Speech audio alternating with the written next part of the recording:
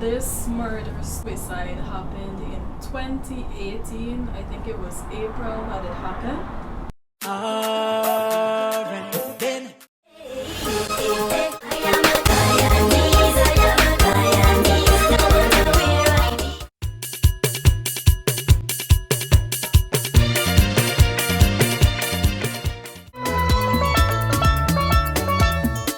Guyanese Gem.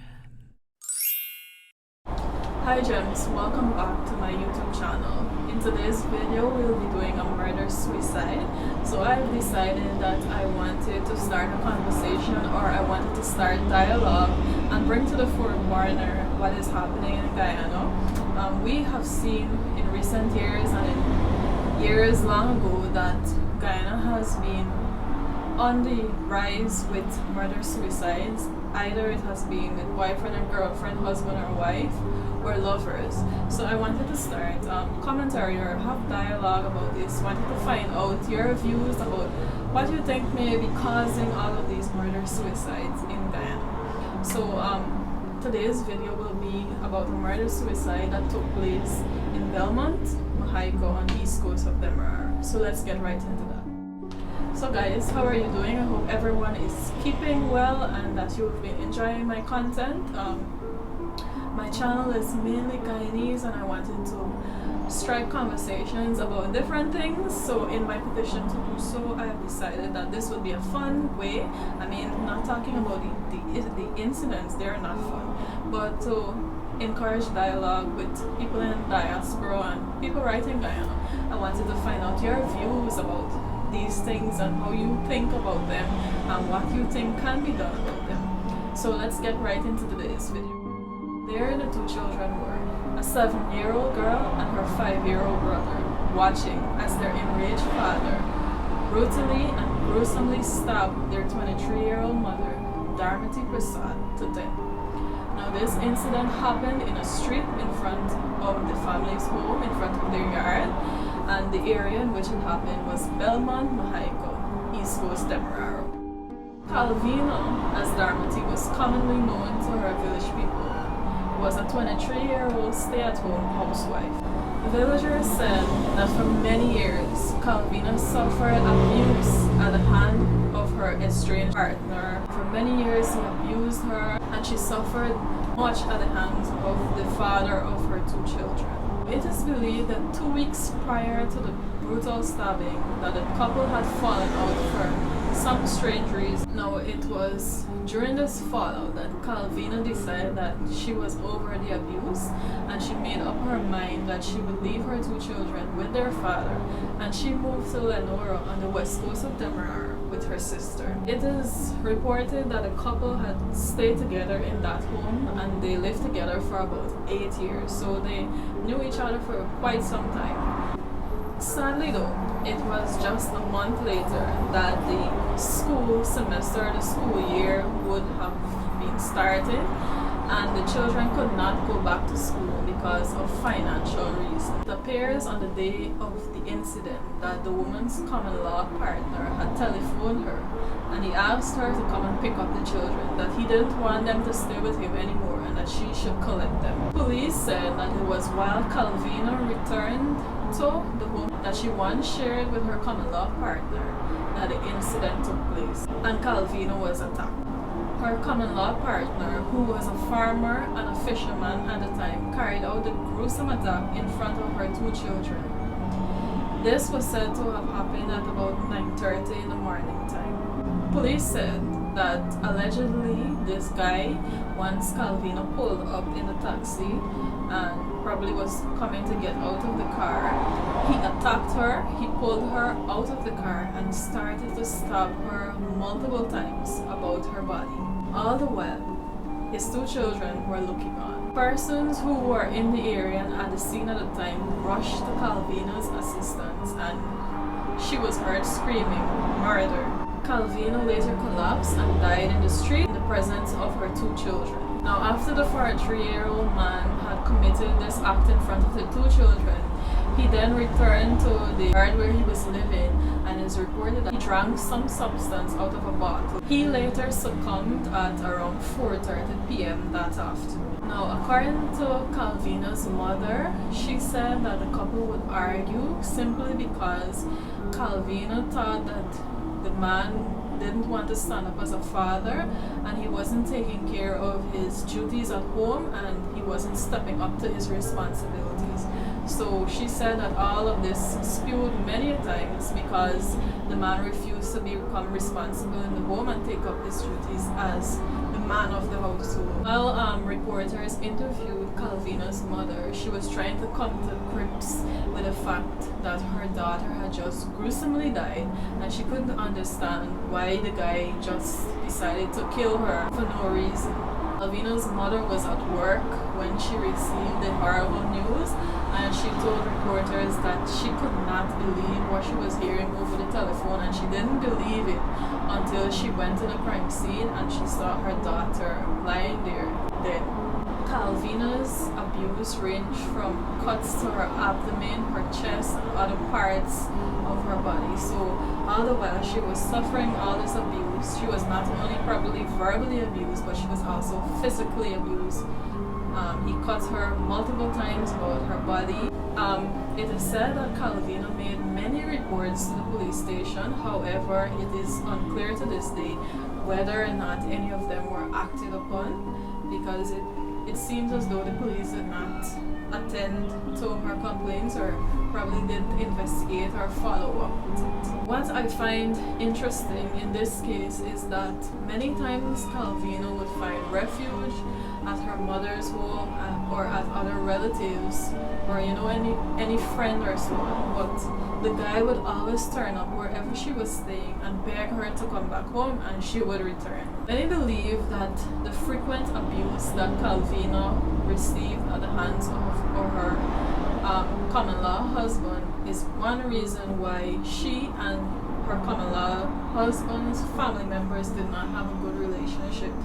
So I read in one newspaper article that they did not share such a good relationship between Kalvina and this guy's family because of the abuse that was taking place in the home. I don't know whether or not she thought that they weren't doing anything about what they saw, or they were in agreement with what he was doing, or simply ignored it. But they didn't have a good relationship. According to what Kalvina's mother told police and reporters, the taxi driver did indeed try to ward the 43-year-old guy off of Kalvina, but he soon had to back away because the man turned the knife on him, so he ran away and he didn't get to render any assistance to Kalvina. One neighbor, upon interview, said that they tried their best as a neighbor to advise the 43-year-old man about life and tell him that what he was doing is not right. They said that this proved to be of no avail. One other neighbor said that she was shocked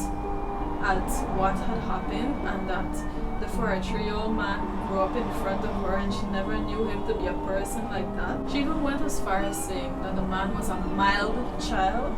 I don't know what she meant by that, but she said that the guy grew up in front of her and she was surprised at what had taken place, and she described him as being mild. She said that when she heard the screams, this is the same neighbor that we were talking about, she said that when she heard the screams, she thought it was one of the children, but it was until she went out to what was happening outside that she quickly realized that Kalvina was stabbed to death. Now, Kalvina's mother, Panu, was talking about when her daughter and this man met. She said that she would oftentimes send her then 15-year-old Kalvina to the market to buy her stuff, and this is where this man grew to like Kalvina, and they later started getting serious and they ended up living together. So I guess you guys are wondering probably what happened to the children. So the last report I read is that the two children, they have to stay with Kalvina's sisters. I'm not sure if that is where they are today, but the last newspaper report that I read is that they were staying with the victim's sister. I do hope that those children would have gotten therapy, because to witness your parents in this gruesome way, like your father stabbing your mother and then killing himself by drinking a poisonous substance, I can only imagine what that would have done to, let's just say that the 5-year-old wouldn't remember anything, but the 7-year-old, that is already a growing child. So I do hope that they would have gotten some kind of therapy, and I pray that right now they are growing up in a loving home, that they have stability, and they are not witnessing any more abuse. Because when you witness these things as a small child, sometimes it's rare that some children not grow up and be that exact thing that they saw. So I do hope that somebody offer them therapy. I do hope that wherever they're living now, that they're in a happy home, and that they're not suffering, and that they're not, terrified up to this day by what happened. I do hope that they found peace. When I did this story, my mind quickly went to those two children who would have witnessed that gruesome act. So guys, there wasn't much more about this story. I think I read 2 articles and I couldn't find any more about it. So that is all the information that I could gather about it. I do hope, and my prayer still remains the same for those 2 kids, that wherever they are, that they would have found therapy and they're living in a good household where they are loved and they are not in any kind of danger. And I hope that what they saw did not change them, because things like that can change a person from one path and take them on to another one. It's not often, and you rarely find that when children witness stuff like this, that they don't turn out to resent people or become bad. And most of the times you might find that that child is withdrawn, or when they grow older, they turn out to be what we don't desire in public. So I do hope that wherever they are safe, and that they are loved, and they had therapy, and they're not haunted by what their father did to their mother. So that's the end of today's video, guys. Remember to like, share, comment, and subscribe. Once you subscribe, put on your notification bell so that you can be informed when I post again on my YouTube channel. Look out for more murder-suicide videos, because I wanted to bring this topic to the forefront and start commentary on it. So what I'd like you to do is, in the comment section, tell me what are your opinions about murder-suicide, what are your opinions about the case that we just listened to, how you think we can help our men and women when they are in relationships to resolve issues, how do you think we can stop murder-suicides from rising in Guyana, how can we help our men to deal with their frustrations, and how can we help our women to become safer while they are in relationships? Is it possible that we can have community talks? Whatever it is, I want to hear your feedback in the comment section. And if you don't want to comment here, feel free to message me via email so that we can have a chat. Once you're respectful, I will respond to you. I don't want any weird comments because I won't respond to those. Anyway guys, that is today's video, and thanks for watching, and I will see you again in the next one. So until then, bye.